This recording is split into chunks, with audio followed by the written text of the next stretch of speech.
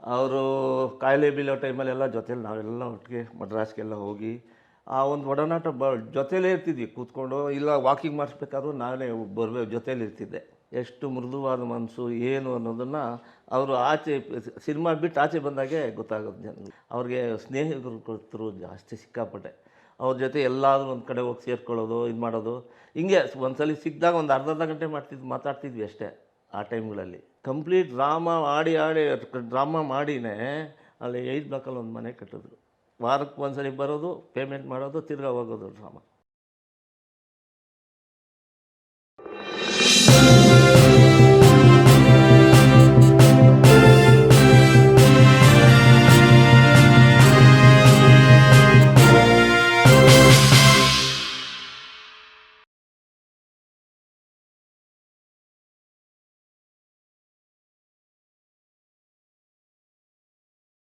Sir ನಮಸ್ತೆ. ನಮಸ್ಕಾರ sir.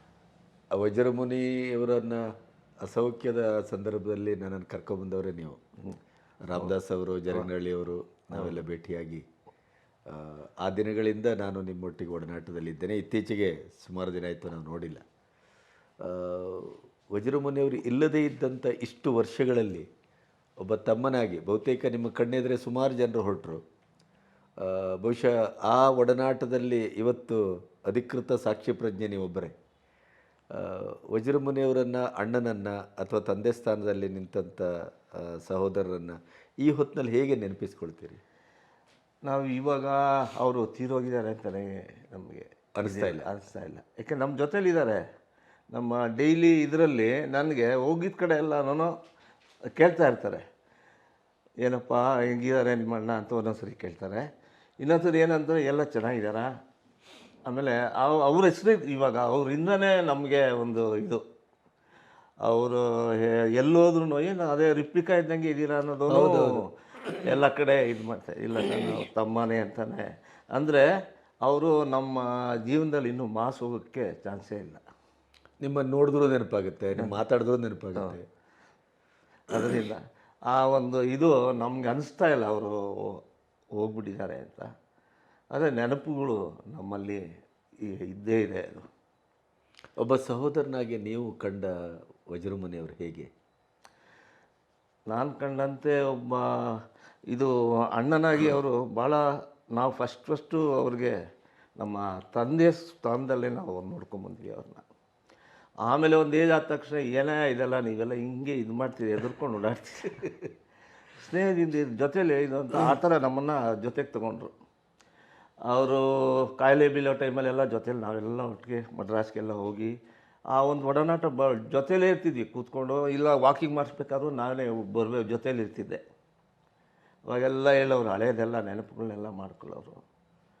ಮತ್ತು ಅವರು ನಮಗೆ ತಂದೆ ಸ್ಥಾನನೇ ಬಿಡಿ.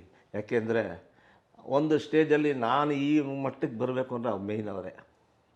ನಂದು PUC ಮುಗೀತಾ ಇದ್ದಂಗೆ SSLC ಮುಗೀತಾ ಇದ್ದಂಗೆ ನಮ್ಮ ತಂದೆಯವ್ರು ಹೇಳಿದ್ರು, ನೋಡಪ್ಪ ನನಗೆ PUC ಎಲ್ಲ ಓದಿಸೋಕ್ಕೆಲ್ಲ ಆಗಲ್ಲ, ನೀನು ಎಲ್ಲರೂ ಈವ್ನಿಂಗ್ ಡೇಲಿ ಎಲ್ಲರೂ ಕೆಲಸ ಮಾಡಿಕೊಂಡು ಈವ್ನಿಂಗ್ ಬೇಕಾದರೆ ನೀನು ಓದು ಅಂತಂದರು.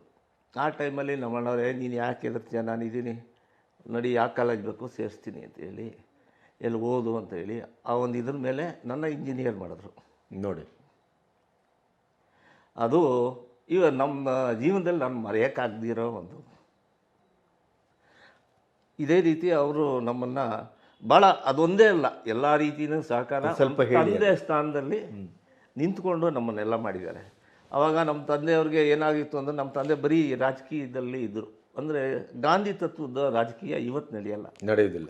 ಅವರಿದ್ದಾಗೂ ನಡೀತಿರ್ಲಿಲ್ಲ. ಬಟ್ ಏನು ಅಂದರೆ ಅದನ್ನು ಬಿಟ್ಟು ಹೋಗ್ತಿರ್ಲಿಲ್ಲ ಅವರು.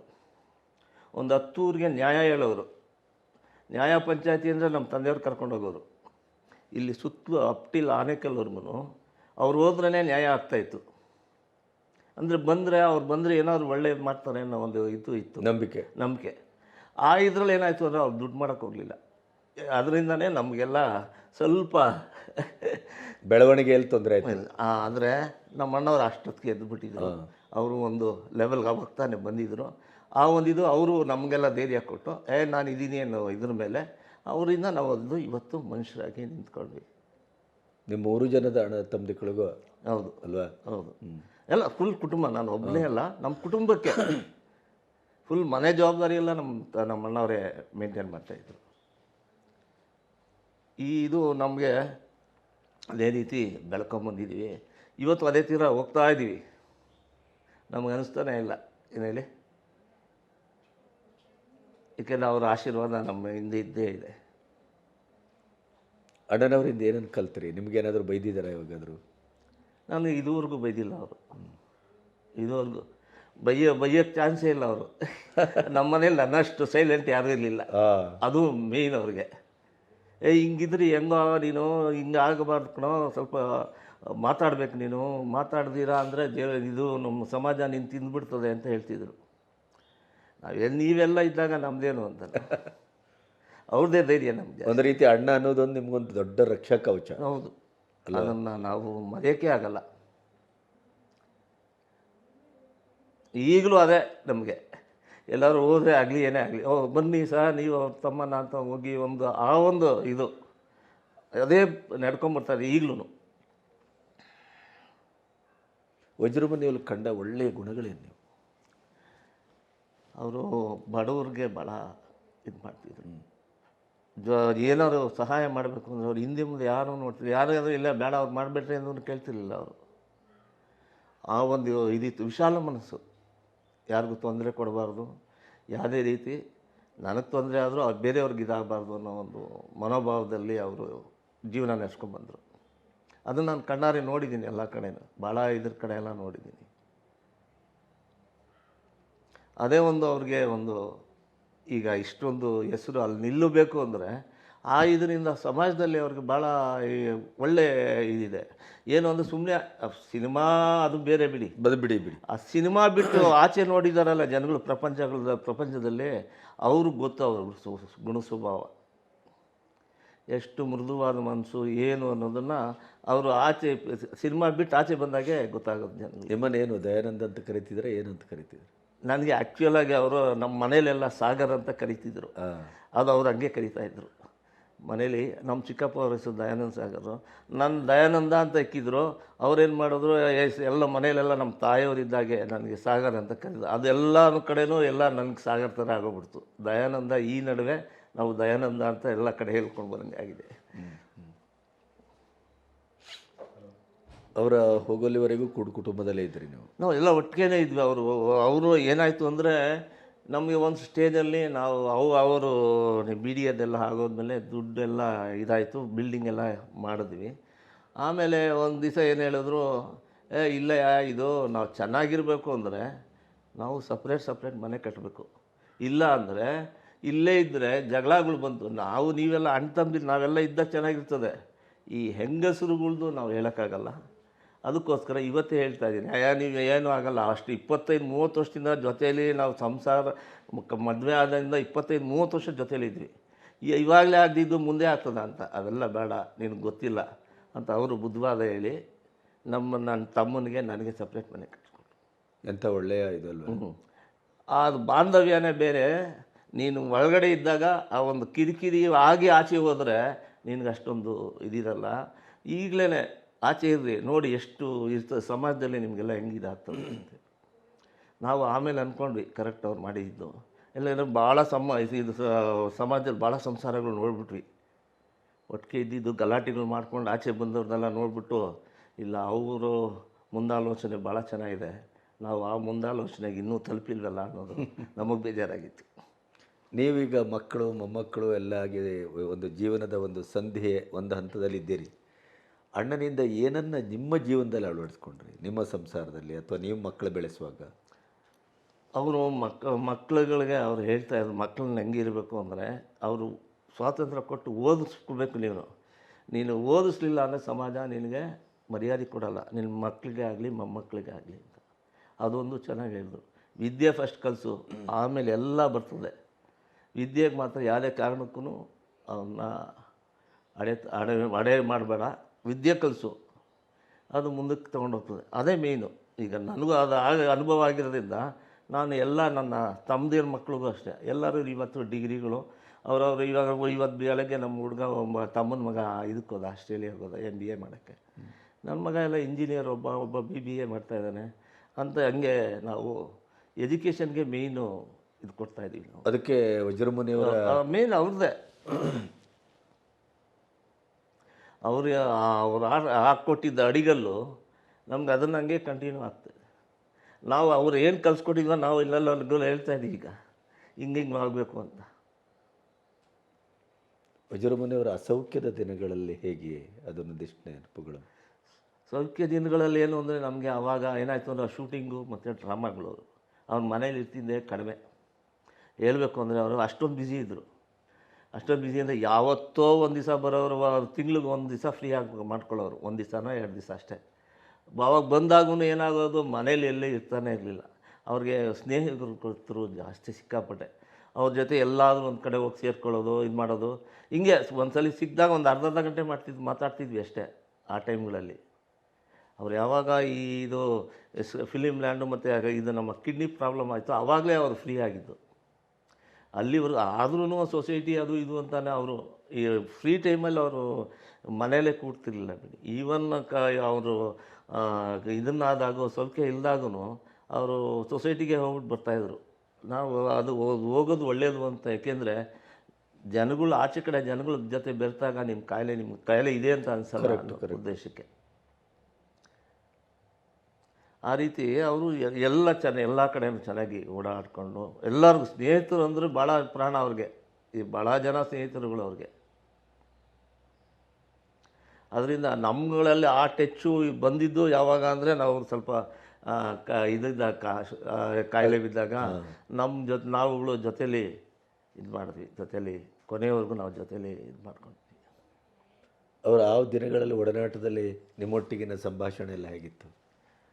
ನಮ್ಮಲ್ಲಿ ಸಂಭಾಷಣೆ ಅಷ್ಟು ನಮ್ಗೆ ಜಾಸ್ತಿ ಇರ್ತಿರ್ಲಿಲ್ಲ. ಏಕೆಂದರೆ ನಾವೊಂದು ಅವ್ರು ನಮ್ಮ ತಂದೆ ಸ್ಥಾನದಲ್ಲಿ ನೋಡ್ತಾ ಇರೋದ್ರಿಂದ ಅಷ್ಟೊಂದು ಜಾಸ್ತಿ ಇದು ಮಾಡ್ತಿರ್ಲಿಲ್ಲ ಅಷ್ಟೇ.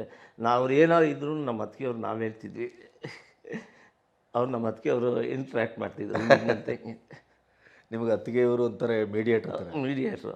ಅವ್ರ ತಾಯಿ ಅವ್ರ ತಂದೆ ಅಷ್ಟೇ. ಅತ್ತಿಗೆಯವರು ನಿಮ್ಮನ್ನು ತುಂಬ ಇದರಿಂದ ಅವರು ನಮ್ಮ ತಾಯಿ ನಾನು 7ನೇ ಕ್ಲಾಸ್ ಇದ್ದಾಗ ನಮ್ಮ ತಾಯಿ ತೀರೋದ್ರು. ಆವಾಗ ಅವರು ಒಂದು 2 ವರ್ಷ ಆಗಿತ್ತು ಅವರು ಮದುವೆ ಆಗಿ. ಅವತ್ತಿಂದ ನಮ್ಮನ್ನು ಮಕ್ಕಳು ತಾನೇ ಇವತ್ತು ಅಷ್ಟೇ.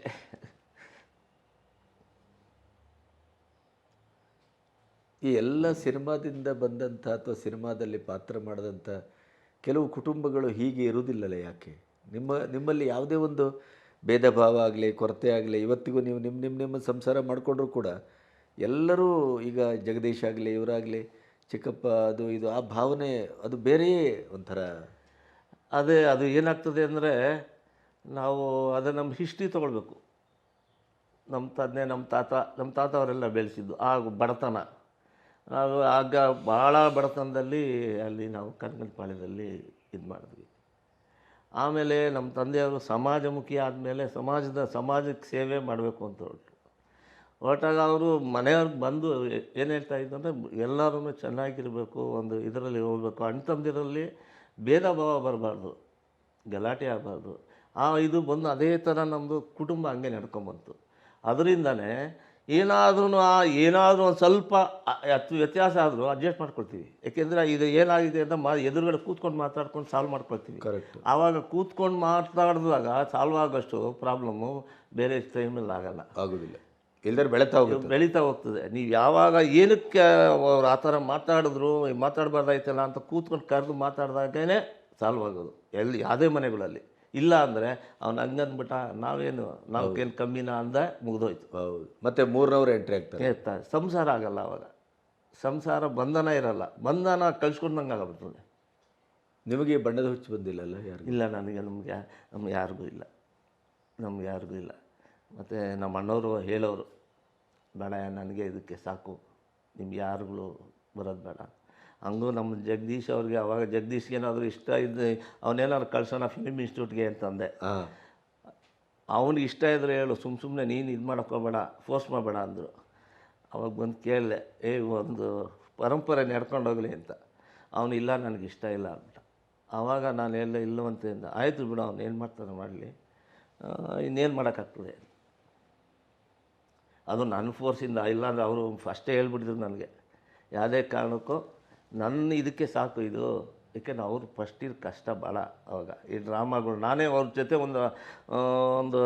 ಒಂದು ತಿಂಗಳು ಹೋಗಿದ್ದೆ, ಹಂಗೆ 15 ದಿವಸ ಡ್ರಾಮಾಗಳಿಗೆ, ಗದಗು ಇದಕ್ಕೆಲ್ಲ ಜೊತೆಲೇ ಹೋಗಿದ್ವಿ. ಆ ಅನುಭವ ಸ್ವಲ್ಪ ಹೇಳಿ. ನಾ ಅಲ್ಲಿ ಗದಗ ಹೋದ ಡ್ರಾಮಾಗೆ ಹೋಗಿದ್ವಿ. ರಾತ್ರಿ 10 ಗಂಟೆಗೆ ಸ್ಟಾರ್ಟ್ ಆಗೋದು, ಬೆಳಗಿನ ಜಾವ 5 ಗಂಟೆಗೆ ಮುಗಿಯೋದು. ತಿರ್ಗಾ ಇವ್ರು ಬಂದು ಟಿಫನ್ ಇಲ್ಲ, ಬೆಳಗ್ಗೆ ಬಂದು ಮಲಗಿದ್ರೆ ಮಧ್ಯಾಹ್ನ ಊಟಕ್ಕೆ ಎದ್ದೇಳೋರು. ನಮಗೆ 5 ಗಂಟೆಗೆ ಬಂದು ಮಲ್ಕೊಂಡ್ರು ನಮಗೆ ಎಚ್ಚರಿಕೆ ಆಗೋಗ್ಬಿಡೋದು 7 ಗಂಟೆಗೆ. ಇವ್ರಿಗೆ ಎಚ್ಚರಿಕೆ ಆಗ್ತಿಲ್ಲ, ಬೆಳಗ್ಗೆ ಟಿಫನ್ ಇಲ್ಲ ಅವ್ರಿಗೆ. ಮಧ್ಯಾಹ್ನ ಕರೆಕ್ಟಾಗಿ ಊಟಕ್ಕೆ ಹೋಗೋ. ನಾವು ಅಲ್ಲಿ ಕೂತ್ಕೊಂಡು ಟಿಫನ್ ಎಲ್ಲ ತಿಂದ್ವಿ.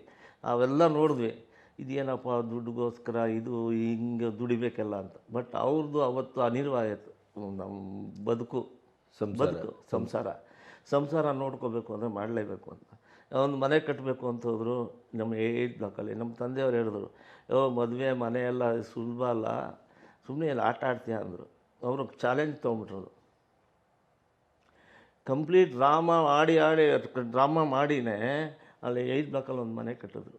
ವಾರಕ್ಕೆ ಒಂದ್ಸರಿ ಬರೋದು, ಪೇಮೆಂಟ್ ಮಾಡೋದು, ತಿರ್ಗಾ ಹೋಗೋದು ಡ್ರಾಮಾ. ಹಂಗೆ 15 ತಿಂಗ್ಳಿಗೆ 15 ದಿವಸ ಡ್ರಾಮಾ, 15 ದಿವಸ ಶೂಟಿಂಗು. ಅಂದರೆ ಭಾಳ ಕಷ್ಟಪಡಲಿಲ್ಲ ಅಂದಿದ್ರೆ ಇವತ್ತು ನಾವುಗಳೆಲ್ಲ ಇಷ್ಟೆಲ್ಲ ಇರೋಕ್ಕಾಗ್ತಿರ್ಲಿಲ್ಲ. ಇಲ್ಲಾಂದರೆ ನಾವು ರೈತರ ಥರ ಮೊದಲು ಇದ್ರ ಥರನೇ ನಾವು ಓದೋಕ್ಕಾಗ್ತಿರ್ಲಿಲ್ಲ, ದುಡಿಲೇಬೇಕಾಗ್ತಿತ್ತು.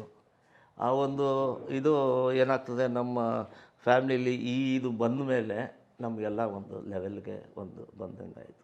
ಡ್ರಾಮಾದಲ್ಲಿ ಇವರು ಹೋದರು ಅಂದರೆ ಭಾಳ ಜನ ಅಂದರೆ ಕಿರ್ದೋಗಿರೋರು ಜನಗಳು. ಯಾಕೆ ಹೇಳ್ತೀರಾ ನಿಮಗೆ, ಇವ್ರದ್ದು ಅಂದರೆ ಅಲ್ಲಿ ಇವ್ರಿಗೆಲ್ಲನೂ ಡ್ರಾಮಾ ನಡೆಸ್ತಾರಲ್ಲ ಅವ್ರಿಗೆಲ್ಲ ಖುಷಿ. ಯಾಕೆಂದರೆ ಫುಲ್ ಹೌಸ್ ಆಗ್ತಾಯಿತ್ತು. ಕೊನೆಗೆ ಅವ್ರಿಗೆ ಪ್ರಚಂಡ ರಾವಣ ಡೈಲಾಗ್ ಹೇಳಿಲ್ಲ ಅಂದರೆ ಯಾರೂ ಅವ್ರು ಪ್ರಚಂಡ ರಾವಣ ಹೇಳಿದ ಮೇಲೇ ಅವರು ಕಳಿಸೋಗ್ತಾ ಇದ್ದು ಅವ್ರಿಗೆ. ಈ ರೀತಿ ಭಾಳ ಇದು. ನಾನು ಭಾಳ ಕಡೆ 2-3 ಕಡೆ ಹೋಗಿದ್ವಿ ಈ ಡ್ರಾಮಾಗ. ಆವಾಗ ಅಂದ್ಕೊಂಡೆ ಇಷ್ಟೆಲ್ಲ ಕಷ್ಟಪಟ್ಟವ್ರು. ಅವ್ರು ಏನು ಕಷ್ಟಪಟ್ಟರು ಅನ್ನೋದು ಇದಕ್ಕೆ, ಸಂಸಾರಕ್ಕೋಸ್ಕರ. ಮತ್ತು ಅವರು ರಾಜ್ಕುಮಾರ್ ಫ್ಯಾಮ್ಲಿಯಲ್ಲೆಲ್ಲ ತಿಳ್ಕೊಂಡಿದ್ರಲ್ಲ, ಆ ಇದಕ್ಕೆ ಇಲ್ಲ ನಾವು ಬೆಳಿಬೇಕು, ನಮ್ಮ ಮನೇನೂ ಹಂಗೆ ಆಗಬೇಕು ಅನ್ನೋ ಉದ್ದೇಶಕ್ಕೆ ಅವರು ಇದು ಮಾಡಿದ್ದು. ಒಂದು ರೀತಿಯಲ್ಲಿ ಅವರ ಆರೋಗ್ಯ, ಆಯುಷ್ಯ ಎಲ್ಲ ಆರೋಗ್ಯ ಹಾಳು ಮಾಡ್ಕೊಂಡ್ರೆ ಅದು ಮೇಯ್ನ್. ಇಲ್ಲ ಅಂದಿದ್ರೆ ಅವರ ಆರೋಗ್ಯ ಚಾನ್ಸೇ ಇಲ್ಲ ಬಿಡಿ. ಅವರ ಆರೋಗ್ಯ ಹಾಳಾಗೋಕ್ಕೆ ಚಾನ್ಸೇ ಇರಲಿಲ್ಲ. ಏನು ಮಾಡ್ತೀರಾ, ಟೈಮ್ ಊಟ ಇಲ್ಲ, ಇದಿಲ್ಲ. ಆ ಒಂದು ಇದರಲ್ಲಿ ಅವರು ಸ್ವಲ್ಪ ಆರೋಗ್ಯನ ಇದು ಮಾಡಿ